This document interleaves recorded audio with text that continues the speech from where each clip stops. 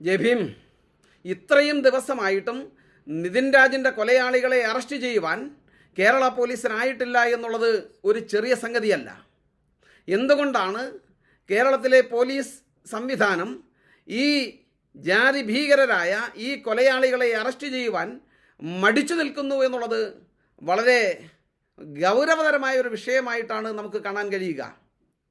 നിതിൻ രാജിൻ്റെ ഈ സ്ഥാപനവൽക്കരണ കൊല, ഈ കൊലയുടെ എല്ലാ തെളിവുകളും നശിപ്പിച്ചു കളയുവാനുള്ള, മായ്ച്ചു കളയുവാനുള്ള അവസരമാണ് ഈ പ്രതികൾക്ക് കേരള പോലീസ് ഒരുക്കി കൊടുക്കുന്നത് എന്നുള്ളത് വളരെ വ്യക്തമാണ്. ഒരു സംശയവും ആ കാര്യത്തിലില്ല. അല്ലെങ്കിൽ ഇത്രയും ഗൗരവതരമായൊരു വിഷയത്തിൽ നിങ്ങൾ നോക്കൂ, ലോൺ ആപ്പിൻ്റെ കാര്യവും പറഞ്ഞിട്ട് ഡൽഹിയിലെ നോയിഡയിൽ ചെന്നിട്ട് 2 പേരെ അതിൻ്റെ പേരിൽ അറസ്റ്റ് ചെയ്ത് ഇവിടെ കൊണ്ടുവന്ന കേരള പോലീസ് ഇത്ര ഗുരുതരമായ വിഷയത്തിന്മേൽ ഈ നിതിൻ രാജിൻ്റെ കൊലയാളികളെ, ഈ അധ്യാപകരെ അറസ്റ്റ് ചെയ്യുവാൻ എന്തിനു മടിച്ചു നിൽക്കുന്നു എന്ന ചോദ്യം വളരെ ഗൗരവമുള്ളതാണ്. ഇത് കേരള പോലീസും ഗവൺമെൻറ്റും ആഭ്യന്തര വകുപ്പും എല്ലാം ചേർന്നുള്ള, പ്രതികളും ചേർന്നുള്ള ഒരു ഒത്തുകളിയായിട്ടാണ് നമുക്ക് മനസ്സിലാക്കുവാൻ കഴിയുക. നിങ്ങൾ നോക്കൂ, ഉന്നത വിദ്യാഭ്യാസ മേഖലയിൽ ദലിത് വിദ്യാർത്ഥികൾ ജാതീയമായി നേരിടുന്ന അതിക്രമങ്ങൾ ചെറുതല്ല. കാലാകാലങ്ങളായി ഉന്നത വിദ്യാഭ്യാസ മേഖലയിൽ അതിൻ്റെ പടവുകളിൽ ചവിട്ടിക്കയറി മുന്നോട്ട് പോയിക്കൊണ്ടിരിക്കുന്ന ഈ ദലിത് വിദ്യാർത്ഥികളെ 1 ഇഞ്ച് പോലും മുന്നോട്ട് പോകാൻ കഴിയാത്ത വിധത്തിൽ വട്ടം പിടിക്കുകയാണ് ജാതി ഭീകരത. ഇത്രയേറെ ഭീകരത ദലിത് വിദ്യാർത്ഥികളുടെ കാര്യത്തിൽ, ജാതീയമായ അതിക്രമങ്ങൾ ഇഞ്ചോടിഞ്ച് നടന്നുകൊണ്ടിരിക്കുമ്പോഴും നമ്മുടെ രാജ്യം ഭരിച്ചുകൊണ്ടിരിക്കുന്ന ഭരണകർത്താക്കൾക്ക്, നമ്മുടെ രാജ്യത്തെ ഗവൺമെൻറ്റുകൾക്ക്, നമ്മുടെ രാജ്യത്തെ രാഷ്ട്രീയ പ്രസ്ഥാനങ്ങൾക്ക് ഈ വിഷയത്തിൽ ഒരു ഗൗരവം, വേണ്ടത്ര ജാഗ്രത, വേണ്ടത്ര ഉത്കണ്ഠ ഈ വിഷയത്തിന്മേൽ ഉണ്ടാവുന്നില്ല എന്നുള്ളത് നാം ചിന്തിക്കേണ്ട ഒരു വിഷയം തന്നെയാണ്. നോക്കൂ, 2004 മുതൽ 2024 വരെയുള്ള 20 വർഷക്കാലങ്ങളിൽ 1ഉം 2ഉമല്ല 115 ദലിത് വിദ്യാർത്ഥികളാണ് ജാതിയുടെ പേരിൽ കൊല ചെയ്യപ്പെട്ടത്.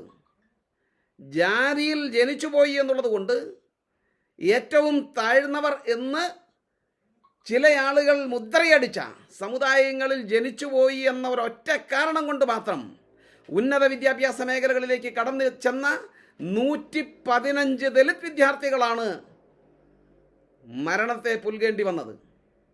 നിങ്ങളറിയണം, ചെറിയ കാര്യമാണോ ഇത്?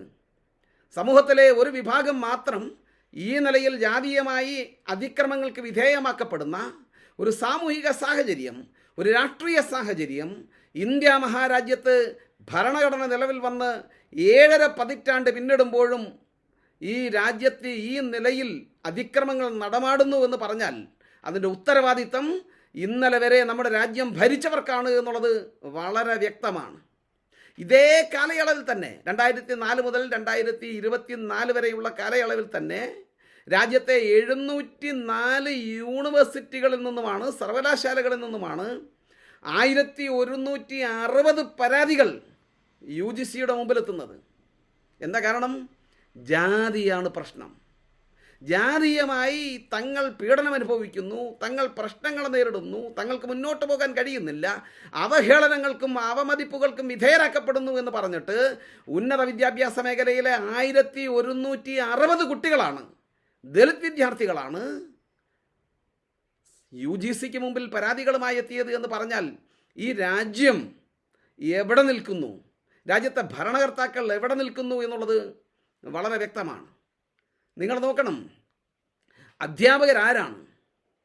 വിദ്യാർത്ഥികൾക്ക് അറിവ് പകർന്നു കൊടുക്കേണ്ട, വിദ്യാർത്ഥികൾക്ക് അവരെ മുന്നോട്ട് നയിക്കേണ്ട, അവർക്ക് വെളിച്ചമാവേണ്ടവർ ജാതി ഭ്രാന്തന്മാരായി, ജാതി ദുർഭൂതങ്ങളായി ആ വിദ്യാർത്ഥികളെ അവിടെ വെച്ച് തന്നെ കരിച്ചു കളയുന്ന അക്രമകാരികളായി മാറുകയാണ് നമ്മുടെ ഉന്നത വിദ്യാഭ്യാസ മേഖലയിൽ.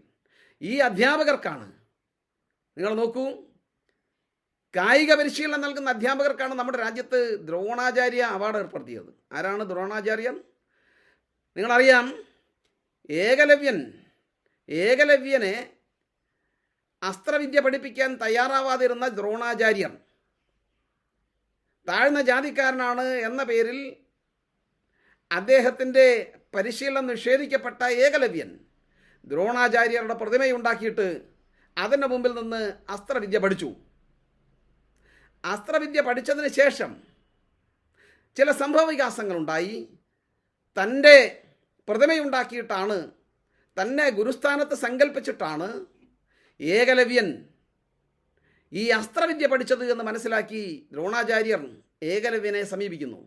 ഏകലവ്യൻ്റെ അടുത്ത് വന്നിട്ട് ഏകലവ്യൻ്റെ പെരുവിരലാണ് ദക്ഷിണയായി ചോദിക്കുന്നത്. ഏകലവ്യന് അസ്ത്രമെയ്യാനുള്ള പെരുവിരൽ മുറിച്ചു വാങ്ങിയ ദ്രോണാചാര്യർ എന്ന് പറയുന്ന ആചാര്യൻ്റെ പേരിലാണ് കായിക താരങ്ങൾക്ക് വിദ്യ പഠിപ്പിക്കുവാൻ, അഭ്യാസം പഠിപ്പിക്കുവാൻ, അവർക്ക് വിദ്യ പകർന്നു നൽകുവാനുള്ള അധ്യാപകർക്ക് അവാർഡ് ഏർപ്പെടുത്തിയ ഒരു നാടാണ് നമ്മുടെ ഇന്ത്യ. ദ്രോണാചാര്യ അവാർഡ്.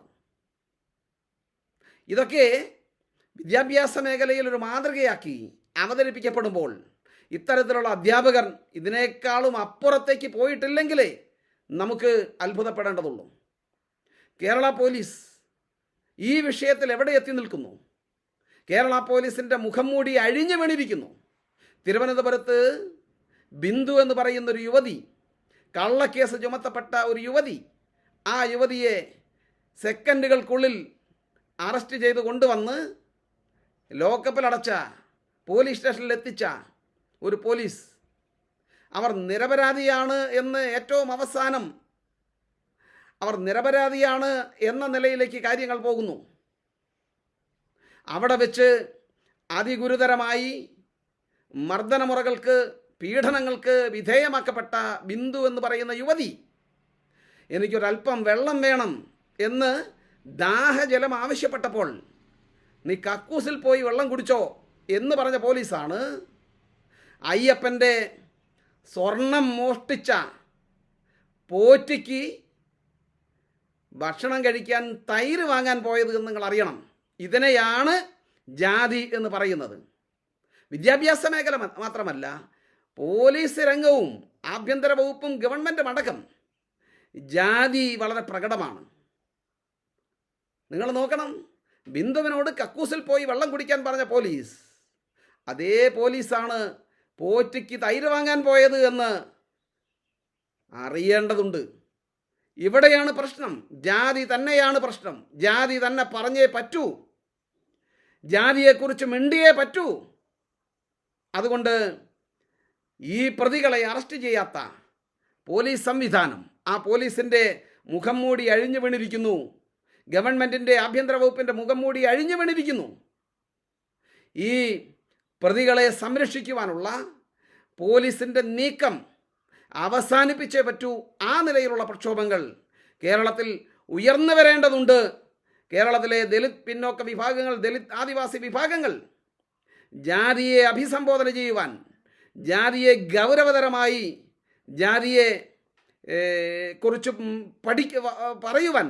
പഠിക്കുവാൻ, എന്താണ് ജാതി എന്നുള്ളതിനെ സംബന്ധിച്ച്, എന്താണ് ജാതിയുടെ പരിഹാരം എന്നുള്ളതിനെ സംബന്ധിച്ച് മനസ്സിലാക്കുവാൻ ഇനിയും മുന്നോട്ട് വരുന്നൊരു സാഹചര്യം കേരളത്തിൽ ഉയർന്നു വരേണ്ടതുണ്ട് എന്നാണ് ഞങ്ങൾക്ക് പറയുവാനുള്ളത്.